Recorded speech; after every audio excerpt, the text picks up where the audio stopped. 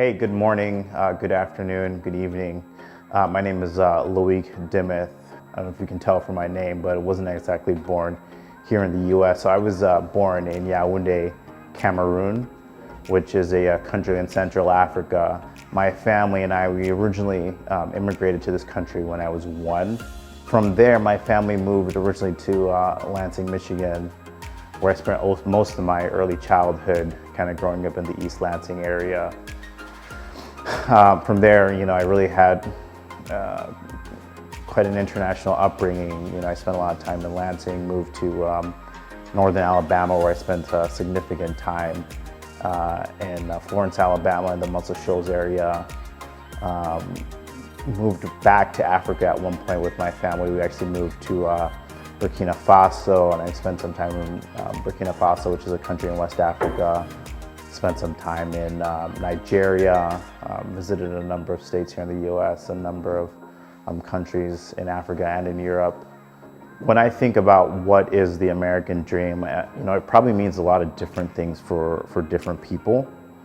But I think in a sense it can kind of boil down to opportunity and equality, right? It's the idea that you can be any person here in the US and ultimately amount to whatever it is that you want to amount to.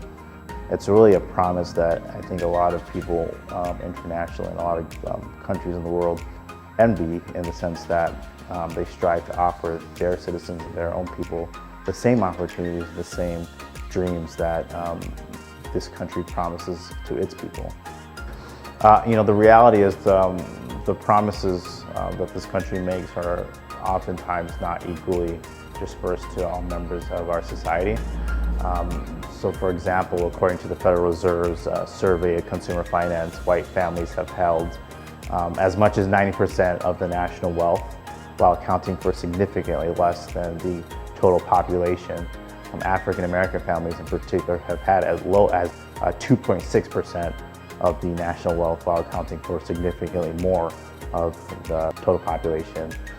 When you look at national emergencies like the Great Depression or the COVID-19 pandemic, these types of emergencies have historically impacted minority families a lot harder than the impact on white families within the communities in our country.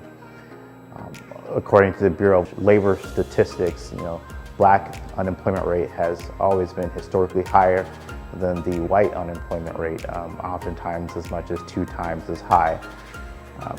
You may think that this is really a function of a lack of education or preparation in the Black communities, but studies have really shown that Black graduates are less likely to be employed as compared to their white counterparts. That may be because, as some other studies have shown, that job applicants with white-sounding names are more likely to get a callback or an interview, at times almost as much as 50% more likely to get a callback than job applicants with minority-sounding names or Black-sounding names. Data collected from the Department of Education shows that Black students are more likely to be suspended relative to their white counterparts for the same or similar infraction. Not only that, but distribution of funds within our education system has been a subject of great scrutiny and debate for a long time, with many people arguing that our education system is still segregated in many parts of our community. So not only do we see disparate treatment in the distribution of wealth and in educational opportunities, we also see disparate treatment in our criminal justice system. It's an area that's really greatly subject to scrutiny and dispute. We've seen that Blacks are a relatively small portion of the overall general population, yet consist of a large majority of the prison population. Various studies have shown that